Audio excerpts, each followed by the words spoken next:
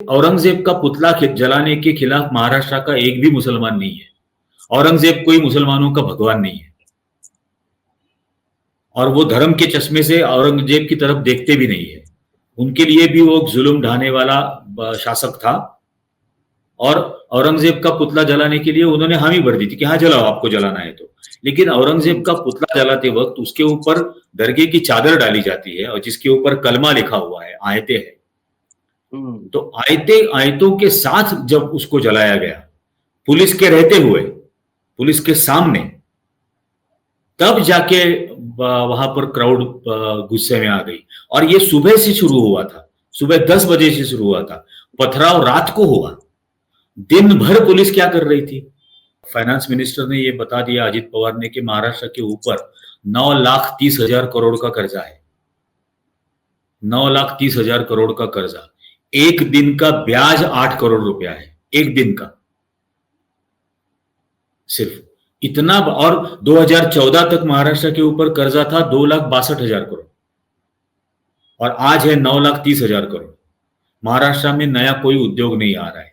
जो उद्योग थे वो गुजरात को चुरा के लेके जा रहे हैं। औरंगजेब की महाराष्ट्र में जो उनकी मौत हुई, वो उस कब्र में सिर्फ औरंगजेब की लाश को नहीं दफनाया गया, उसके साथ औरंगजेब को अपनी जिंदगी के आखिरी 26 साल जो जिल्लत सहनी पड़ी कि शहनशाह, काबुल से लेके बंगाल तक राज करने वाला शहनशाह अपनी जिंदगी के आखिरी सांस तक महाराष्ट्र को नहीं हरा पाया।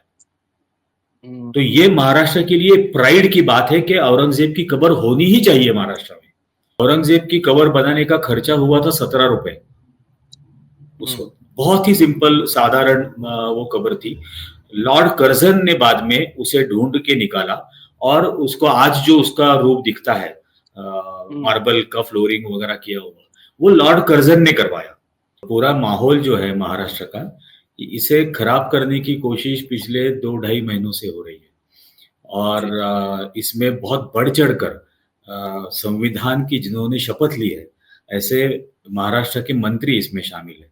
नितेश राणे, जो नारायण राणे के बेटे हैं, वो बहुत ही प्रोवोकेटिव स्पीचेस देते आ रहे हैं पिछले 2-3 महीनों से। इनफैक्ट पिछले 1 साल से वो दे रहे हैं। लेकिन औरंगजेब के सिलसिले में पिछले 3 महीने से वो बहुत ही ज्यादा जहरीले भाषण देते आ रहे हैं।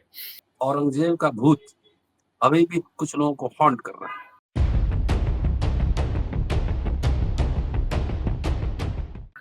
नाग नदी के किनारे बसा नागपुर शहर, नागों का शहर, जिसकी व्याख्या जब बाबा साहब अम्बेडकर ने धर्मांतरण की थी अक्टूबर 1956 में, तो उनसे सवाल पूछा जा रहा था कि आपने नागपुर ही क्यों चुना।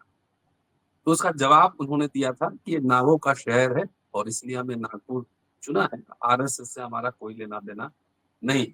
नागपुर आरएसएस का भी हेडक्वार्टर है, ऐतिहासिक रूप से बहुत महत्वपूर्ण है, भारत के बीचों बीच है नागपुर, और वो एक सांस्कृतिक, राजनीतिक, एकेडमिक गतिविधि का केंद्र भी रहा है। अभी नागपुर चर्चा में, हिंसा, आगजनी, तमाम आपने खबर सुनाई उसमें।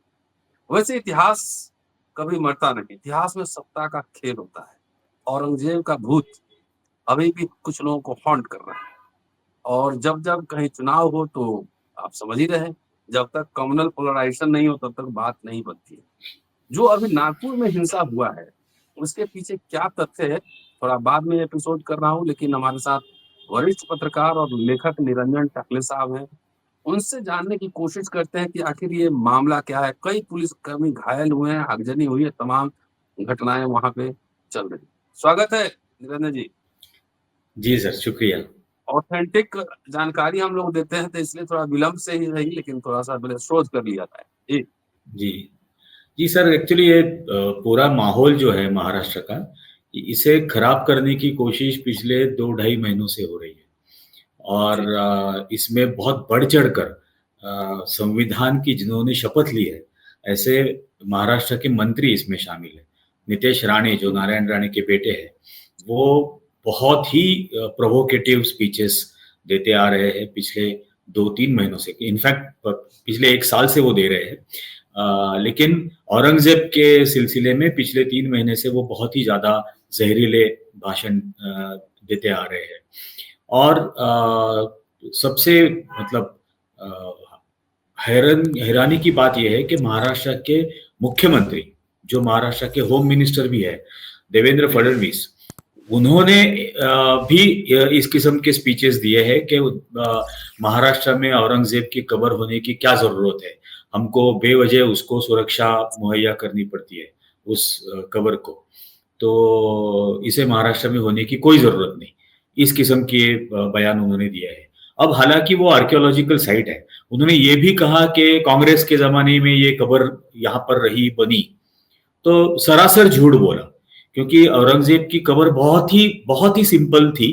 जो टोपियां सिला करते थे, और औरंगजेब का कहना था कि उनके टोपी सिलने से जो पैसा आएगा उससे उनकी कब्र बनानी चाहिए। तो औरंगजेब की कब्र बनाने का खर्चा हुआ था 17 रुपए उस वक्त। बहुत ही सिंपल साधारण वो कब्र थी। लॉर्ड कर्जन ने बाद में उसे ढूंढ के निकाला, और उसको आज जो उसका रूप दिखता है, मार्बल का फ्लोरिंग वगैरह किया हुआ, वो लॉर्ड कर्जन ने करवाया, और वो हिस्टोरिकल मोन्यूमेंट है, आर्कियोलॉजिकल साइट है। तो आर्कियोलॉजिकल साइट होने की वजह से सरकार का ये कर्तव्य है कि उसकी देखभाल की जाए, उसको प्रोटेक्ट करे। तीसरी बात जो मैं समझता हूँ महाराष्ट्र के लिए प्राइड की बात है कि ये जो एक मुगल सम्राट, ये अपने जिंदगी के आखिरी 20-26 साल ये महाराष्ट्र में आकर रहा, मराठा साम्राज्य को मिटाने के लिए यहाँ पे आया। उन्होंने छत्रपति शिवाजी महाराज की मौत के बाद छत्रपति संभाजी महाराज की हत्या की। उसके बाद राजाराम महाराज, जो दूसरे बेटे थे शिवाजी महाराज के, वो औरंगजेब से लड़ते रहे।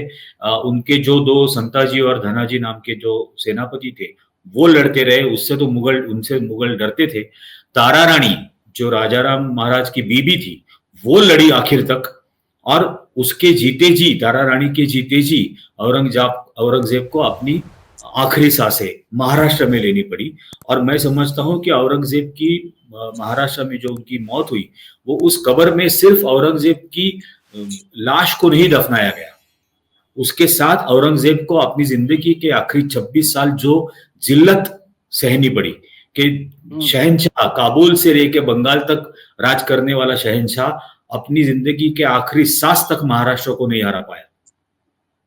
तो ये महाराष्ट्र के लिए प्राइड की बात है कि औरंगजेब की कब्र होनी ही चाहिए महाराष्ट्र में, क्योंकि वो मराठा ब्रेवरी, मराठा सैक्रिफाइस की कहानी भी है उसमें।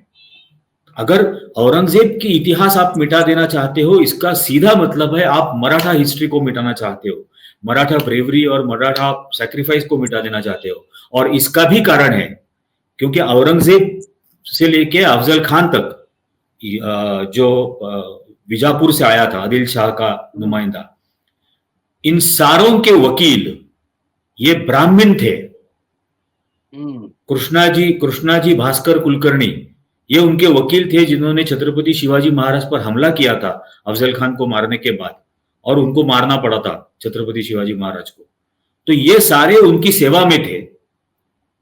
और महाराष्ट्र की प्राइड के लिए, महाराष्ट्र के एक शिवाजी महाराज का जो दृष्टिकोण था, ऑल इंक्लूसिव सेक्युलर किस्म का, उसके ये लोग सारे खिलाफ थे, संभाजी महाराज के खिलाफ थे।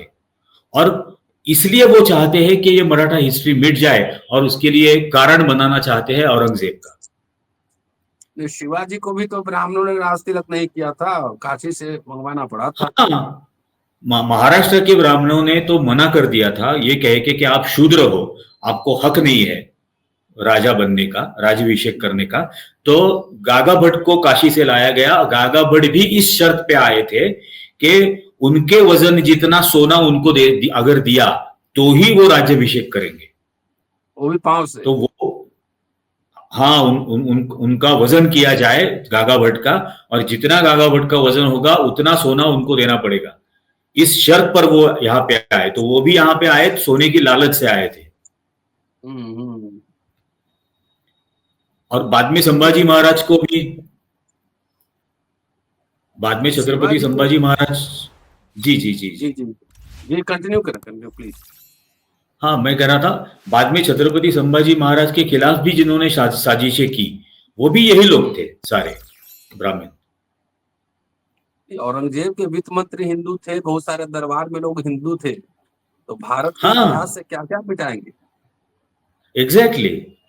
और क्यों, मतलब एक्चुअली गौरवशाली इतिहास है।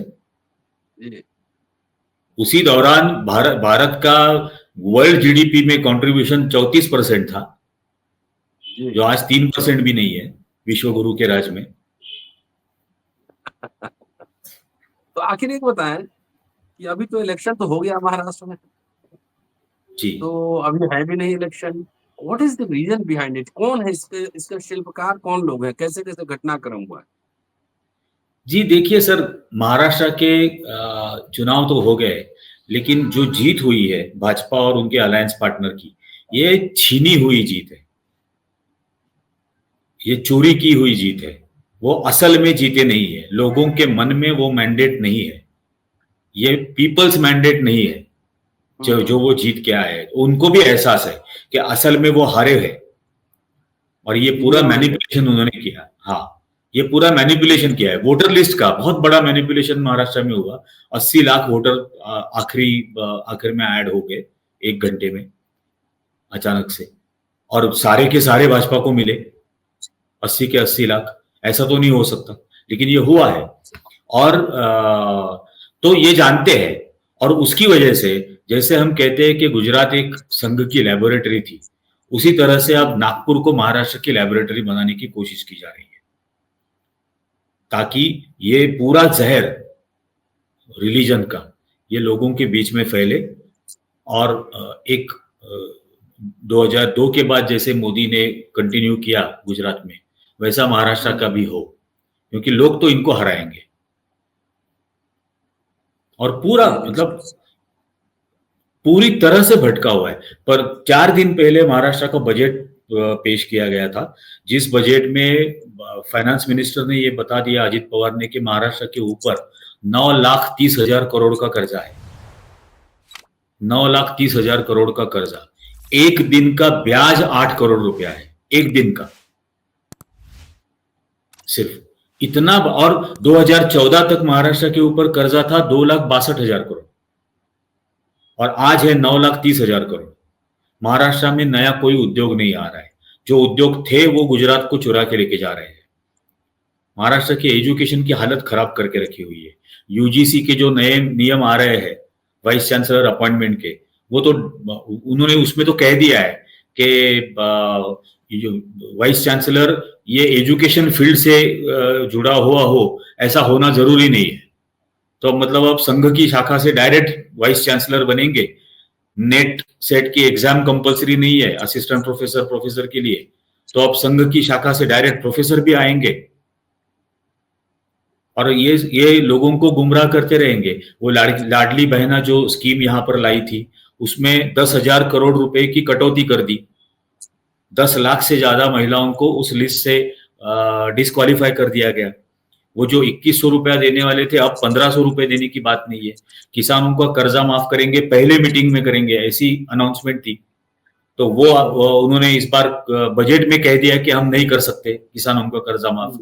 और उसकी वजह से इसको डाइवर्ट करने के लिए देवेंद्र फडणवीस के राइट हैंड रहे हैं प्रशांत कोरटकर नाम के एक जर्नलिस्ट, जो IBN लोकमत के ब्यूरो चीफ थे नागपुर में। और प्रशांत कोरटकर ने एक महाराष्ट्र के एक इतिहास संशोधक है, इतिहास अभ्यासक है, इंद्रजीत सावंत, उनको फोन करके बहुत ही गंदी गालियां दी थी। छत्रपति शिवाजी महाराज को गालियां दी थी, संभाजी महाराज को गाली, छत्रपति शिवाजी महाराज की जो माँ है उनके कैरेक्टर पे भी लांछन उन्होंने लगाए थे। और ये राइट हैंड है देवेंद्र फडणवीस के। सैकड़ों फोटोग्राफ उन्होंने खुद अपनी फेसबुक पर डाले हुए हैं। महाराष्ट्र के हर टॉप पुलिस ऑफिसर के साथ उनके फोटोग्राफ्स वो खुद डालते हैं, मेरे मित्र कह के। और मैंने देखा है, मैं IBN लोकमत का, CNN IBN का नॉर्थ महाराष्ट्र में ब्यूरो चीफ था, ये लड़का नागपुर में ब्यूरो चीफ था। 20-25 हजार रुपए हमारी सैलरी थी, आज वो 4-4 मर्सिडीज और रोल्स रॉयस लेके घूम रहा है। तो उसने पहले ये माहौल खराब कर दिया। आज वो प्रशांत कोरटकर कहाँ है किसी को नहीं पता, जिसने नागपुर में यह पूरा माहौल खराब किया। और नागपुर में जो दंगा हुआ परसों, उसकी बेसिक औरंगजेब का पुतला जलाने के खिलाफ महाराष्ट्र का एक भी मुसलमान नहीं है। औरंगजेब कोई मुसलमानों का भगवान नहीं है और वो धर्म के चश्मे से औरंगजेब की तरफ देखते भी नहीं है। उनके लिए भी वो जुल्म ढाने वाला शासक था और औरंगजेब का पुतला जलाने के लिए उन्होंने हामी भर दी थी कि हाँ जलाओ, आपको जलाना है तो। लेकिन औरंगजेब का पुतला जलाते वक्त उसके ऊपर दरगाह की चादर डाली जाती है और जिसके ऊपर कलमा लिखा हुआ है, आयतें हैं। तो आयतों के साथ जब उसको जलाया गया, पुलिस के रहते हुए, पुलिस के सामने, तब जाके वहां पर क्राउड गुस्से में आ गई। और ये सुबह से शुरू हुआ था, सुबह 10 बजे से शुरू हुआ था, पथराव रात को हुआ। दिन भर पुलिस क्या कर रही थी? पुलिस ने बजरंग दल और विश्व हिंदू परिषद और ऐसे संगठनों के कुछ लोगों के खिलाफ, अज्ञात लोगों के खिलाफ एफआईआर दर्ज की। 8 लोगों ने सरेंडर किया।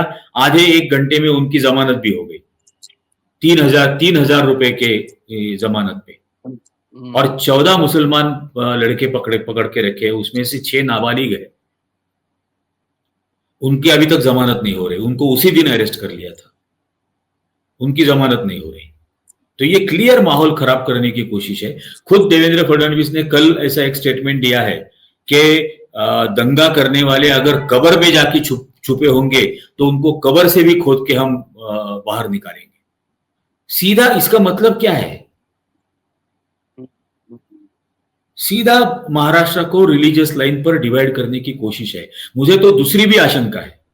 सितंबर महीने में नरेंद्र मोदी के 75 साल हो रहे, तो उसके बाद नरेंद्र मोदी को अगर मार्गदर्शक मंडल में भेजना होगा तो नरेंद्र मोदी की जगह कौन लेगा?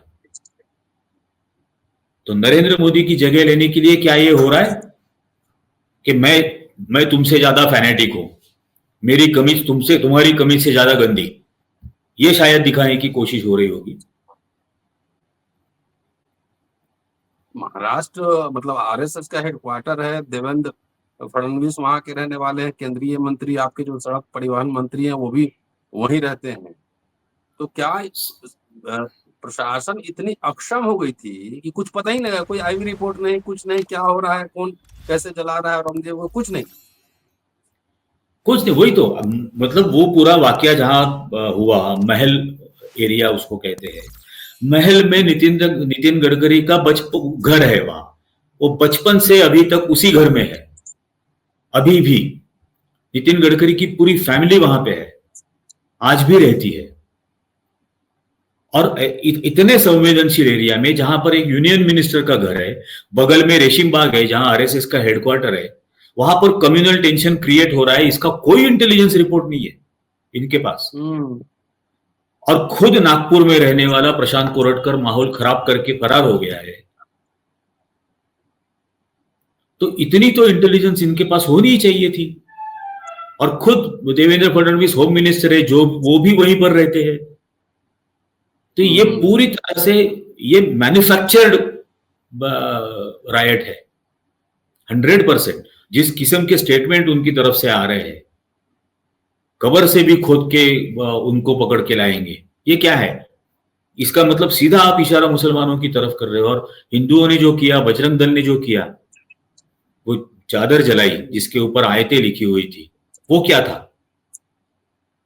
और मतलब मैं समझता था औरंगजेब एक is a subject of history, लेकिन अभी Aurangzeb has become a subject of current affairs. कभी कभी तो मुझे लगता है वो खुद कब्र से उठकर कहेगा कि अरे 1707 में मैं मर गया, अपने काम धंधे का कुछ सोचो। ये दंगा करने वाले लड़कों को, ये जो पूरा राइट विंग पॉलिटिक्स का मसला है, एनिमी नंबर 1 मुसलमान, तो पूरा मुस्लिम हिस्ट्री को मिटाना चाहते हैं। लेकिन राजों महाराजों में तो मैट्रिमोनियल अलायंस होते रहे हैं। तो अकबर के यहाँ वो पूरा मुगल पीरियड में हुआ। तो जो मैट्रिमोनियल अलायंस, शादी विवाह हुआ, तो शादी करने वाले जो घराने भारत के थे उनके खिलाफ तो कुछ नहीं बोलते। अभी भी बहुत सारे बीजेपी के नेता की लड़कियों की शादी मुस्लिम से हुई। तो उसके खिलाफ कोई एजेंडा नहीं है कि वो ऐसे हिंदू के खिलाफ जाति बहिष्कृत का एजेंडा नहीं है। नहीं, अभी देखिए ना, छत्रपति शिवाजी महाराज को जिसने पकड़ के औरंगजेब के सामने खड़ा किया, आगरा आगरा के दरबार में, उस मिर्जा राजे जयसिंह, उन मिर्जा राजे जयसिंह की डिसेंडेंट अभी भाजपा की उप मुख्यमंत्री है राजस्थान में। जिस मिर्जा राजे जयसिंह ने छत्रपति शिवाजी महाराज को पकड़ के दिल्ली आगरा लेके गए और औरंगजेब के सामने खड़ा किया, और बाद में शिवाजी महाराज को नजर कैद में रखा था, हाउस अरेस्ट में रखा था, और उसके ऊपर निगरानी करने की जिम्मेदारी भी जयसिंह के बेटे रामलाल पर थी, राम सिंह पे थी। और उस जयसिंह और राम सिंह की जो भी डिसेंडेंट आज है, वारिस, वो आज भाजपा की उप मुख्यमंत्री है। तो औरंगजेब का साथ देने वाले तो भाजपा के साथ है। फिर हाँ, मुख्तार अब्बास नकवी, शाहनवाज हुसैन, ये तो वीएचपी के नेताओं के दामाद है, तो इनके खिलाफ कुछ नहीं कहेंगे और इसके बारे में कुछ नहीं करेंगे।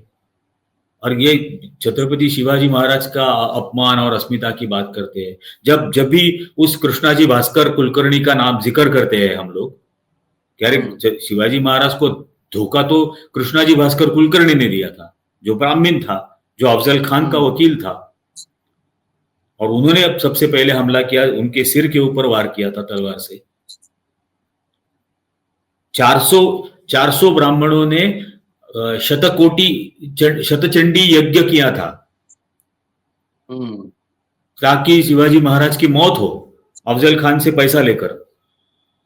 ये तो इतिहास रहा है। नहीं तो मुसलमान राजा पसंद है, लेकिन शूद्र राजा पसंद नहीं था, बेसिक बात यही है। एग्जैक्टली, मुसलमान राजा पसंद था। जैसे अभी वो नागपुर के जो जानवरों के डॉक्टर है, उन्होंने जो कहा कि राम मंदिर की प्राण प्रतिष्ठा ही आजादी का दिन है, स्वतंत्रता दिन है। मतलब राम मंदिर अगर अंग्रेजों ने बनवा के दिया होता था तो भी उनको मंजूर था। बहुत सारे अभी मुगलों के वंशज जो हैं, हमने कहीं पढ़ा है कि वो कलकत्ता में बहुत गरीबी में जी रहे हैं जी। और जो मुगलों के राज में जो हिंदू उनके मनसबदार, जागीरदार, मंत्री और नवरत्न में थे, उनके वंशज आज फ्लरिश हो रहे हैं। बहुत सारे ऐसे जो अंग्रेजों के साथ थे, उनके तो राजस्थान में तो अपनी हवेलियों में 5 स्टार होटल खोल के बैठे हैं, जो अंग्रेजों के साथ मिल गए थे। और बहादुर शाह जफर जो आखिरी मुगल था, उसने अपने आंखों के सामने अपने 21 बच्चों को मार डाला अंग्रेजों ने, तो भी अंग्रेजों से माफी नहीं मांगी, अंग्रेजों से पेंशन नहीं मांगा। वो बहादुर शाह जफर माफी मांग के, कॉम्प्रोमाइज करके अपना लाल किला बचा सकता था, अपने और महल बचा सकता था, अंग्रेजों से पेंशन भी ले सकता था। उसने वो नहीं किया। अपने 21 बच्चों की मौत उसने कबूल कर ली और खुद भी उनकी जेल में शहीद हो गया, बर्मा में। उनकी कब्र पर, अब बहादुर शाह जफर की कब्र पर मोदी जी गए थे ना फूल अर्पित करने के लिए, वो भी तस्वीरें हैं। और इतना मुसलमानों से इनको अगर सुल्तान के साथ तो वहां गले मिलते हैं, वहां पे पूरा मीटिंग होती है। जो सुल्तान जी, वहां तो उनसे करवाया गया है। हाँ, उनसे अवार्ड लेते हैं जी, अवार्ड लेते हैं उनसे। हाँ, पेट्रोल डीजल भी आ रहा है वहीं से। हाँ। ओवरऑल क्या इंप्रेशन है आपका? ये जो मुद्दे आपने कही, बजट की बात, किसानों को, छात्रों, रोजगार, भ्रष्टाचार, कर्जा, क्या अभी तो चुनाव है नहीं, इसलिए चुनाव से इसका रिश्ता नहीं, लेकिन जो मुद्दे हैं उससे भटकाने के लिए सब डिजाइन 100%, क्योंकि जितने मैनिफेस्टो में जितने प्रोमिसेस उन्होंने किए थे, वो पहले ही बजट में उससे वो मुकर गए। हाँ, 10 महीनों में 3700 फार्मर्स की सुसाइड हुई है। अभी टीचर्स सुसाइड करने लगे हैं। पिछले कुछ दिनों में टीचर्स ने सुसाइड किए हैं। गवर्नमेंट के एम्प्लॉयज की सैलरी टाइम पे नहीं हो रही है। महाराष्ट्र का डेफिसिट बजट है, 45,000 करोड़ का डेफिसिट है और 9,30,000 करोड़ का कर्जा है। और बजट में अनाउंसमेंट क्या है? 12 जगह पर 12 अलग अलग स्मारक बनाएंगे। आगरा में छत्रपति शिवाजी महाराज का स्मारक बनाएंगे, पानीपत में स्मारक बनाएंगे। उन स्मारकों से क्या रोजगार आएगा? नहीं, कुछ लोगों को कल कमीशन मैंने तो भी, मिलता ही। हाँ एग्जैक्टली उसी के लिए पूरी जिद्दोजहद है, सिर्फ कमीशन के लिए है ये, जी और जी। लोगों के बीच नफरत बोते रहेंगे। अभी रमजान चल रहा है, रमजान के महीने में आप इस किस्म के दंगे करवाते हो, और कोई कोई तुक नहीं बनता, कोई वजह नहीं है। बाबर क्या बाबर लग रहा बाबर है? 40 साल बाबर को पीट लिया, 80 के दशक से लेके। अब बाबर का खत्म हो गया मसला, तो अब औरंगजेब शुरू कर दिया। अकबर के बाद जितने मुगल हुए, बहादुर शाह जफर तक, सारों की माएँ हिंदू थी। हम्म। सभी की माँ, औरंगजेब की माँ भी हिंदू थी। मैंने बहुत मठ मंदिर को दान भी दिए गए उस समय। नवरत्न दिए थे थे, वो पूरा हिंदू ही, ज्यादातर हिंदू थे बिल्कुल दिए। नवरत्न में। हाँ, मैंने अभी कुछ दिन पहले एक वीडियो बनाई थी पेशवा स्टोरीज नाम से, अच्छा। और उसमें पेशवाओं ने क्या क्या किया, कैरेक्टर के नाम पर वो कितने गंदे थे, सारे सबूतों के साथ।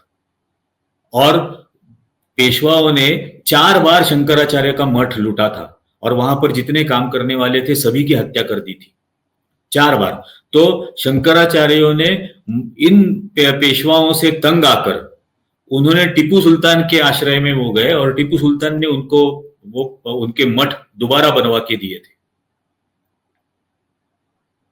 ये भी तो इतिहास है। जी। चलिए, शुक्रिया निरंजन तो साहब, ये बहुत शानदार बातचीत के लिए। और नागपुर पे हमारी नजर बनी रहेगी, लेकिन आपके समक्ष जो। जी। नहीं, नागपुर पे तो नजर बनाए रखना बहुत जरूरी है सर, क्योंकि हाँ हाँ हाँ। मैं जैसे हमेशा कहता हूं कि लोग अक्सर सोचते हैं कि मोदी का क्या करे, शाह का क्या करे, फडणवीस का क्या करे, लेकिन ये हम्म, तीनों सिम्टम्स है, डिसीज नहीं है। तो हमें सिम्टम्स की ट्रीटमेंट नहीं करनी, डिसीज की करनी। डिसीज रेशीम बाग में है। एकदम एकदम एकदम एकदम एकदम जी, एकदम। शुक्रिया निरंजन साहब। और दोस्तों, जी निरंजन सर, साहब थे, थैंक यू। अपने जो बुनियादी मुद्दे हैं, शिक्षा, रोजगार, स्वास्थ्य, तमाम, उस पर ध्यान दीजिए। और मुंबई कहते हैं कि देश की आर्थिक राजधानी है, आर्थिक राजधानी वाला सूबा ही 9 लाख करोड़ के कर्जे में डूबा है। सोचिए आपका क्या हाल होगा। तो इस तरह के सांप्रदायिक माहौल से खुद भी दूर रहिए, और अपने बच्चों को भी दूर रखिए। इतिहास में बहुत पेचीदियां होती हैं, और आपको जो बताया जाता है व्हाट्सएप यूनिवर्सिटी से बताया जाता है, कोई एक समुदाय का शासक कभी किसी देश में हुकूमत नहीं कर सकता है। उसके साथ लोकल राजे रजवाड़े जितने मठाधीश होते हैं, सब उनके साथ होते हैं, तब व्यवस्था ऐसे चलती है। सत्ता किसी और की हो, लेकिन व्यवस्था तो वहां रहने वाले लोग ही चलाते हैं। शुक्रिया, देखते रहिए अम्बेडकर नाम। Thank you. Thank you.